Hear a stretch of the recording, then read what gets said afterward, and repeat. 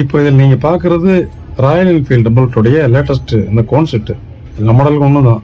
இதில் வந்து எரல்டைட் போட்டு மாட்டிருக்காங்க, அது தவறு. சம்டைம்ஸ் இதில் வெல்டிங் அல்லது பிரேசிங் கூட பண்ணுறாங்க, அதுவும் தப்பு தான். அது ஏன் தப்பு, அப்படி பண்ணால் என்ன ஆகுங்கிறது இந்த வீடியோட கடைசியில் நான் சொல்கிறேன். முக்கியமான விஷயம், கண்டிப்பாக இதை 0 டயல் பண்ணி டர்ன் பண்ணுங்க.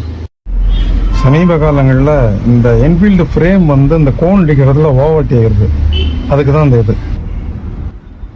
சைஸ் கரெக்டாக தான் இருக்குது. ஆனால் இப்போ இதில் என்ன செய்யணும்னா, இதிலிருந்து இப்போ வந்து நமக்கு 32 mm வச்சிட்டோம். இப்போ இந்த டாலரன்ஸுக்கு ஒரு ஸ்லீவ் பண்ணணும் நம்ம, அதாவது 35க்கு மேலே இருக்கணும். ஏற்கனவே அதான் இதனுடைய ஒரிஜினல் சைஸ் 35 mm. அப்போ அதிலிருந்து 0.1 நம்ம ப்ளஸ் பண்ணிக்க போகிறோம். அதை நம்ம இப்போ எப்படின்னு பார்ப்போம். இது எது காமிக்கிறேன்னா ஒரு சின்ன விஷயந்தான். இப்போ வந்து இந்த ஐடி வந்து கிரைண்ட் பண்ணி ஏற்றுவாங்க. மிஷின் ஷாப்பில் உள்ளவங்களுக்கு தெரியும், இதை அப்படியே கவரை மாதிரி வச்சுருப்பாங்க. அதாவது பேரிங்கை விட கொஞ்சம் டைட் இருக்கணும்னு வைங்களா, அந்த மாதிரி வச்சுட்டு நீங்கள் கட் பண்ணி ரிமூவ் பண்ணிடலாம். இதுக்கு அடுத்து என்ன ப்ராசஸ்ங்கிறத அடுத்த வீடியோவில் சொல்கிறேன்.